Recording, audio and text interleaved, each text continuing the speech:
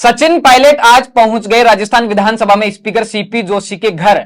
सियासी गलियारों में इस मुलाकात की चर्चा खासी है, लेकिन सचिन पायलट ने तमाम तरह की चर्चाओं पर विराम लगा दिया।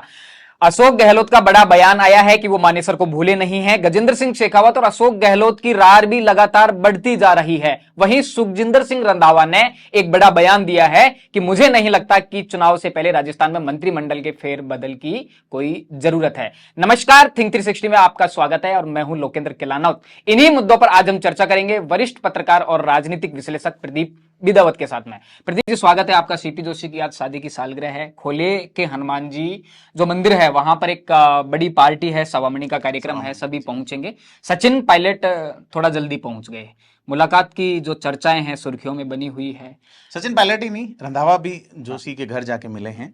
और इसको ऐसे देखा जाना चाहिए कि 2 बार कांग्रेस की सरकार जिन प्रदेश अध्यक्षों की वजह से आई और वो मुख्यमंत्री नहीं बन पाए, उन दोनों लोगों की मुलाकात। सीपी जोशी 2008 में अध्यक्ष थे, 1 वोट से चुनाव हार गए और बाद में तमाम तरह की राजनीति अगले 7-8 साल तक राजस्थान की फिजाओं में चली। और अब सचिन पायलट, तो Sachin Pilot basically CP Joshi repeat हैं और सीपी जोशी परशुराम मदेरणा रिपीट थे। ठीक है, तो ये उनकी मुलाकात है। दूसरा, आप इसको ये देखिए कि बीजेपी से मेवाड़ के एक बड़े नेता को संवैधानिक पद पे भेज के जो वैक्यूम खड़ा हुआ था, बीजेपी ने सीपी जोशी जो भारतीय जनता पार्टी के प्रदेश अध्यक्ष बनाए गए हैं, चंद्र प्रकाश जोशी, उनके माध्यम से मेवाड़ में उस स्पेस को भर लिया है और मेवाड़ में बीजेपी ने अपने हिसाब से पूरी तैयारियां प्रारंभ भी कर दी हैं। अब चूंकि कांग्रेस में मेवाड़ का एक बड़ा चेहरा ये सीपी जोशी हैं जो कि विधानसभा के अध्यक्ष हैं, इन्हें इग्नोर नहीं किया जा सकता। ऐसे में सचिन पायलट, पूर्व आहत प्रदेशाध्यक्ष और पूर्व आहत प्रदेशाध्यक्ष सीपी जोशी, दोनों की मुलाकात अपने आप में चर्चा का विषय है। लोग बात कर रहे हैं, लंबी बात हुई है, क्या बात हुई, घंटे भर से ज्यादा की मुलाकात चली, ऐसा बता रहे हैं। टाइमिंग को लेकर अलग अलग बातें हैं, लेकिन यह मुलाकात बहुत महत्वपूर्ण है। और इसके तुरंत बाद रंधावा का पहुंचना, सचिन पायलट का दिल्ली निकल जाना, अलग अलग कई सारे। सचिन पायलट एक बड़ा प्रदर्शन बाड़मेर में, चूंकि उनके जो खास हैं हेमाराम चौधरी जो वन एवं पर्यावरण मंत्री है राजस्थान के, उनकी ओर से एक बहुत ही पुनीत प्रयास किया गया है जिसका उद्घाटन कर रहे हैं। और उस कार्यक्रम को लेके भी एक शक्ति प्रदर्शन से देखा जा रहा है। वहां सचिन पायलट खेमे के लोग पूरी शिद्दत से लगे हुए हैं। इसी बीच रंधावा का पहुंचना और यह बयान देना कि मंत्रिमंडल विस्तार की आवश्यकता नहीं है, ये कई सारी चीजें एक साथ टकरा रही हैं। अब इन दोनों की बातचीत में क्या हुआ है, ये इन दोनों के अलावा कोई नहीं बता सकता। लेकिन यह है कि निश्चित तौर पर सचिन पायलट अभी कांग्रेस में रहते हुए जो चाल चल रहे हैं वो बिल्कुल सधी हुई चालें हैं। और सीपी जोशी से क्या उम्मीदें हैं? दरअसल सुखजिंदर सिंह रंधावा के जिस तरह से बयान बदलते हैं सचिन पायलट को लेकर, सीपी जोशी उन नेताओं में गिने जाते हैं, उन दिग्गजों में गिने जाते हैं जिनकी दिल्ली में पकड़ बहुत ज्यादा मजबूत है। सोनिया गांधी के दरबार तक जिनकी पकड़, पहले ये 13 राज्यों के प्रभारी थे, केंद्र में पंचायत राज मंत्री पहली बार गए और पहली बार में ही बड़ा कैबिनेट मिनिस्टर, रेलवे जैसा मंत्रालय इनके पास रहा।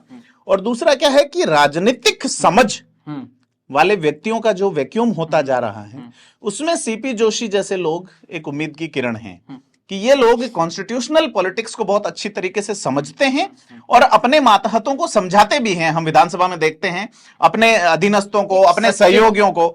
तो हो सकता है कि सचिन पायलट जो है वो गुरु ज्ञान लेने गए हों, क्योंकि सीपी जोशी और इनके संबंध खराब की स्थिति में नहीं है। और अशोक गहलोत आज अगर मुख्यमंत्री हैं तो वो बने रहे तो बतौर सीपी जोशी उसमें बहुत बड़ा योगदान है। अशोक गहलोत के बेटे को चाहे आरसीए का चेयरमैन बनवाना हो, चाहे विधायकों के इस्तीफे के बावजूद वो सारा जो टाइमिंग मैनेजमेंट, फ्लोर टेस्ट की अनुमति, विश्वास प्रस्ताव के ऊपर चर्चा और ये 50 चीजें, ये सीपी जोशी के बिना अशोक गहलोत संभव नहीं कर पा रहे थे। अशोक गहलोत और सचिन पायलट की इस लड़ाई में अगर सीपी जोशी एक निर्णायक की भूमिका में है, मैच रेफरी की भूमिका में है, और वो अपनी भूमिका को बहुत गजब का एंजॉय कर रहे हैं, हालांकि वो एक संवैधानिक पद पे हैं। ऐसे में ऐसे बहुत कम लोग हैं जो संवैधानिक पद पर रहते हुए राजनीति नहीं करते हैं। सीपी जोशी उनमें से एक हैं। लेकिन जब उनसे कोई गुरु ज्ञान या उस स्थिति में पहुंचता है तो वो निश्चित तौर पे शायद सचिन पायलट को निराश नहीं करें। सचिन पायलट ने आज प्रियंका गांधी जब जंतर मंतर वाले धरने पे पहुंची है तो ब्रजभूषण सिंह वाले मामले में भी एक सदा हुआ बयान दिया है। सचिन पायलट ने जो कर्नाटक में सोनिया गांधी को जो बयान में एक ऐसा आपत्तिजनक असंवैधानिक शब्द का इस्तेमाल किया गया उस पर भी अपनी आपत्ति जताई है कि नेताओं को अपनी भाषा का स्तर नहीं गिराना चाहिए और बड़े नेताओं को तो कम से कम ध्यान रखना चाहिए। और खोले के हनुमान जी वाला जो कार्यक्रम है उसको लेके कहा जा रहा है कि सभी लोग सीपी जोशी के घर पहले ही पहुंच जाएंगे तो सवामणि जीमने कौन जाएगा। लेकिन राजनेताओं की सवामणि दिसंबर में होगी। प्रदीप जी, तो सबसे बड़ा सवाल है कि सचिन पायलट दिल्ली में एक मजबूत वकील की कमी से जूझ रहे हैं। अशोक गहलोत के पास में बहुत सारे ऐसे मजबूत वकील हैं जो समय समय से उनकी एक मजबूत पैरवी आला कमान के पास करते रहते हैं। सुखजिंदर सिंह रंधावा के बयान बदल जाते हैं सचिन पायलट को लेकर।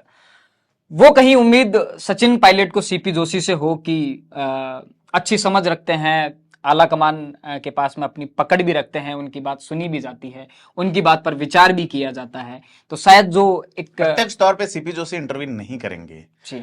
लेकिन कई चीजें ऐसी निकल के आ रही हैं। रंधावा वाली जो आप बात कर रहे थे कि मंत्रिमंडल विस्तार की आवश्यकता नहीं है जी, तो मैं आपको बता दूं रंधावा की पॉलिटिक्स या उनके जो दावे रहे हैं या उनके राजनीतिक दांव जो रहे हैं वो हमने पंजाब चुनाव में देखे हैं जहां कांग्रेस ने सत्ता गंवा दी, ये उप मुख्यमंत्री हुआ करते थे वहां पे। ठीक है। तो राजनीतिक समझ सीपी जोशी की बेटर देन रंधावा है और ये बात चल रही है कि हो सकता है इस मंत्रिमंडल विस्तार में प्रदेश में आपको कुछ और उप मुख्यमंत्री देखने को मिले जी। और अपनी चर्चा में कुछ नाम आए हैं जिसमें डोटासरा का नाम आया है, जिसमें सीपी जोशी जी का नाम आया है, तो हो सकता है ये लोग उन पदों पे हों, है ना। तो ये निश्चित तौर पे नहीं, वही खेल तो नहीं कर रहे जैसे कि अशोक गहलोत का पिछले चुनाव में बयान आया था कि कांग्रेस में कम से कम 6 लोग ऐसे हैं जो मुख्यमंत्री की रेस में है, तो उप मुख्यमंत्री बनाकर एक बार फिर से ऐसा किया जाता है। हर सरकार ऐसे माहौल में बदलाव करती रही है। चाहे आप देखिए 2008 के दौरान वसुंधरा राजे ने देवी सिंह भाटी को, सुरेंद्र गोयल को मंत्री बनाया। मंत्री पद की शपथ लेते ही कुछ समय में आचार संहिता लग गई। तो मंत्रिमंडल विस्तार अभी नहीं तो चुनाव से पहले तो जरूर होगा। और अभी बहुत सारे पद जैसे आरपीएससी में 3 पद खाली हो गए तो वो भी भरने हैं। जो लोग नाराज हैं उनको एडजस्ट करना है। काफी कुछ चीजें हाथ में हैं तो कई मंत्रियों के पद जा सकते हैं और कईयों को नयों को मौका मिल सकता है। जो लोग नाराज हैं, जिन्हें उपयुक्त प्रतिनिधित्व नहीं मिल पाया, कुछ बोर्ड बनाने की बात भी आ रही है। तेजा बोर्ड बना दिया लेकिन उनमें नियुक्तियां तो करनी है ना। तो ये एडजस्टमेंट होगा निश्चित तौर पे।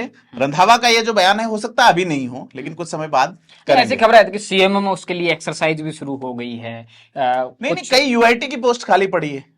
यूआईटी चेयरमैन की पोस्ट कई जगह खाली पड़ी है। तो कार्यकर्ता उम्मीद तो करेंगे ना कि सरकार जाती हुई तो कम से कम उन्हें। डोटासरा तो बयान भी दे चुके हैं कि कार्यकर्ताओं को एडजस्ट करना। बिल्कुल, देखो प्रभारी जो है वो ये तय नहीं कर सकते। रंधावा का जो बयान है कि ऐसा उन्हें नहीं लगता, उनके लगने से, और हो सकता है अशोक गहलोत ने उन्हें हिंट दिया हो कि आपको ये बयान देना है। अशोक गहलोत बहुत गुगली फेंकते हैं।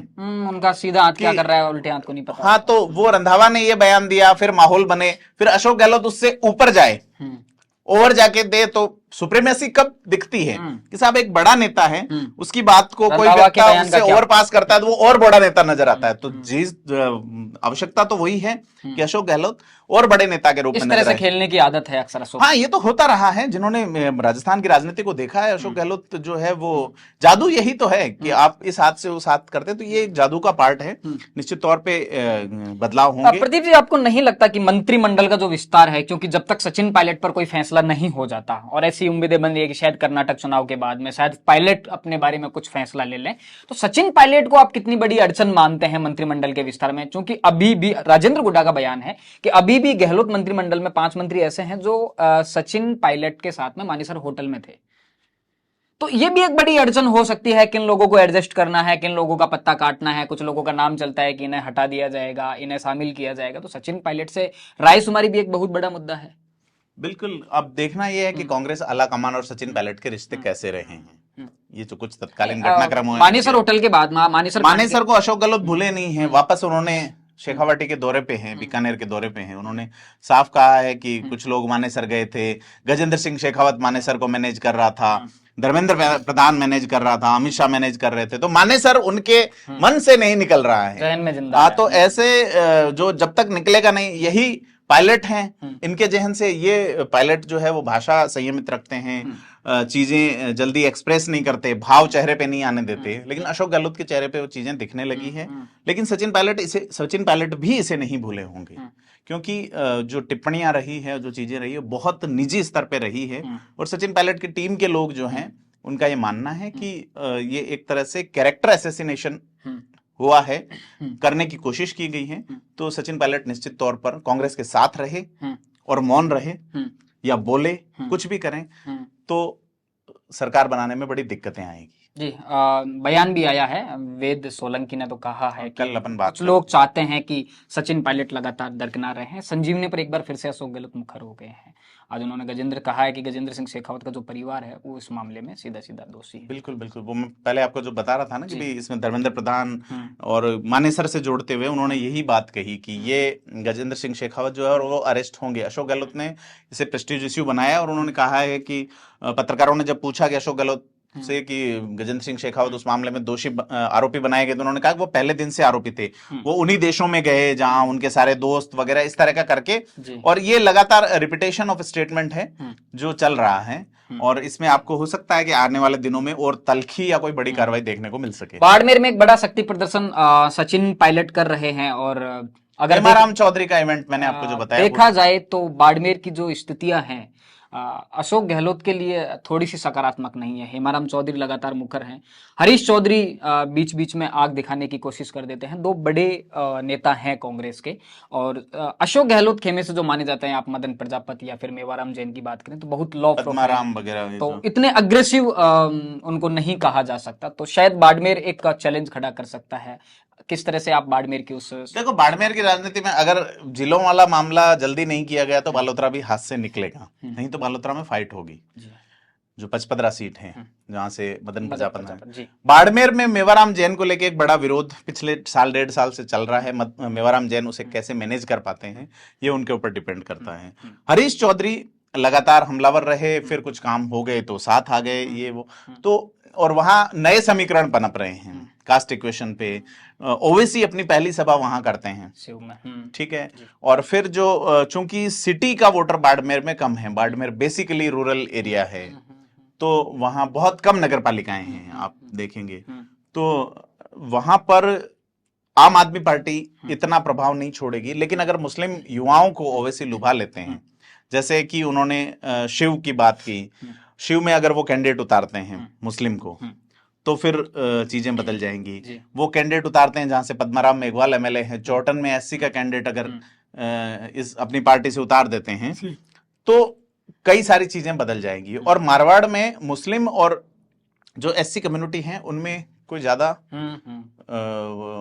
मतभेद नहीं है, जातीय द्वेष या ऐसी चीजें नहीं है। ऐसे में अगर एआईएमआईएम मार्जिनल वोट खींच ले जाता है तो बड़ा नुकसान निश्चित तौर पर सीधे तौर पर कांग्रेस का होगा। बाड़मेर में सबसे बड़ी जाति जो है वो जाट हैं, राजपूत हैं, मुसलमान हैं, फिर एससी हैं। राजपूत पॉलिटिक्स के भी जो एक बड़ा चेहरा है आपका ये मानवेंद्र सिंह जसोल, वो भी बहुत ज्यादा वो राजनीति की मुख्य धारा में अभी कहीं नजर नहीं आ रहे उन्हें। अशोक गहलोत के भी बहुत ज्यादा, मतलब अशोक गहलोत को लेकर जो वहां स्थितियां हैं, पर्टिकुलर अशोक गहलोत की अगर बात की जाए तो हरीश चौधरी आंख दिखा चुके हैं, हेमाराम चौधरी लगातार सचिन पायलट के साथ बने हुए हैं। आपने कहा कि राजपूत वहां बड़ा वोट बैंक है, तो मानवेंद्र सिंह जसोल बहुत ज्यादा नजदीक अशोक गहलोत के नहीं माने जाते। तो ये एक बड़ी मानवेंद्र सिंह जसोल पे अपन पहले चर्चा कर चुके हैं कि वो आलाकमान से आए थे, फिर बाद में उन्हें सैनिक कल्याण बोर्ड में जो अध्यक्ष बना के और उन्हें, लेकिन वो इतना प्रभावी नजर नहीं आ रहे हैं कहीं भी। तो एक पहलू तो ये भी कह रहा है कि हो सकता है कि वो वापस बीजेपी में चले जाएं, जिस तरह से कुछ चीजें मैनेज होंगी, क्योंकि कांग्रेस में न तो उन्हें कोई सम्मान मिला और न ही उनकी डिजायर्स को अपेक्षित वेटेज मिला है। मानवेंद्र सिंह खुले विरोध में आने वाले लोग बीजेपी में भी लास्ट में जाते हुए आए जब उन्हें बीजेपी छोड़नी थी। उनकी पत्नी ने वसुंधरा राजे के सामने चुनाव लड़ा, झालरापाट में उनकी पत्नी को भेजा गया, ये भी उन्होंने खुद लड़ा। हाँ, उनको भेजा गया, वो सिवाना से टिकट मांग रहे थे लेकिन उनको वहां भेज के किस तरह से कोई नया क्षत्रप डेवलप नहीं हो जाए। और अभी आप पूरे मारवाड़ में आप ये देखिए कि राजपूत लीडर्स ऐसे जो डोमिनेट करते हो कोई नहीं है कांग्रेस में, खास करके भारतीय जनता पार्टी में भरमार है। तो कांग्रेस के लिए एक भी वैक्यूम है, क्योंकि मुसलमान राजपूत को वोट करता है वहां पे। जो प्रतापपुरी का जो चुनाव हुआ पोखरण वाला, उसके बाद कुछ स्थितियां बदली, जी। हिंदुत्व और ये चीजें आई, इसके बाद में हार्डकोर चीजें, हार्डकोर नारे आए, उससे नुकसान हुआ राजपूत और मुसलमान का जो सौहार्द था उसके बीच में। जी।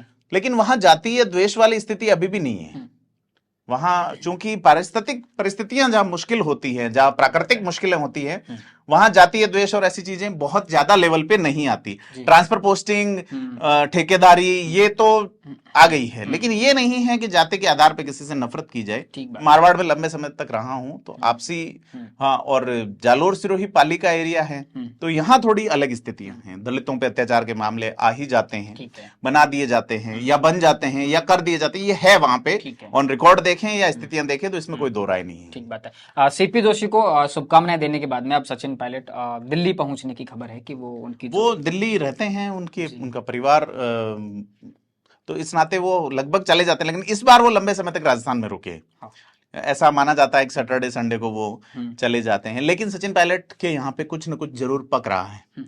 अब मीडिया और सारे क्या पक रहा है, उसकी खुशबू लेने की टोह में है, लेकिन उससे ढक्कन नहीं हट रहा है कि क्या पक रहा है। जी, तो क्या संभावना लग रही है दिल्ली में जाके किसी आला कमान से उनकी मुलाकात हो पाएगी कांग्रेस? नहीं, वो मिले हैं, पहले भी मिले हैं, जब सीधा उनका संवाद हुआ था, उन्होंने प्रेस कॉन्फ्रेंस की, उसके बाद जाके मिले हैं आला कमान से। आला कमान अभी बेंगलोर कर्नाटक चुनाव में बिजी हैं और वहां माहौल पेच फंसा हुआ है। मोदी भी वहां जा रहे हैं अनऑफिशियल विजिट पे, आज ही एक लेटर आया है, तो मतलब चुनाव का पेच फंसा हुआ है सीधे तौर पे। मोदी वहां ज्यादा सभाएं नहीं कर रहे हैं, तो इसमें देखना चाहिए कि क्या परिणाम बीजेपी के अगेंस्ट जा सकता है, ये सारी देखे जाने वाली बात है। तो बहुत सारे मुद्दों पर आज चर्चा की। कल जैसे ही राजस्थान की सियासत का मौसम बदलेगा, आपके साथ चर्चा में फिर से जुड़ेंगे। राजस्थान से जुड़े तमाम मुद्दों को जानने और समझने के लिए देखते रहिए थिंक 360। धन्यवाद।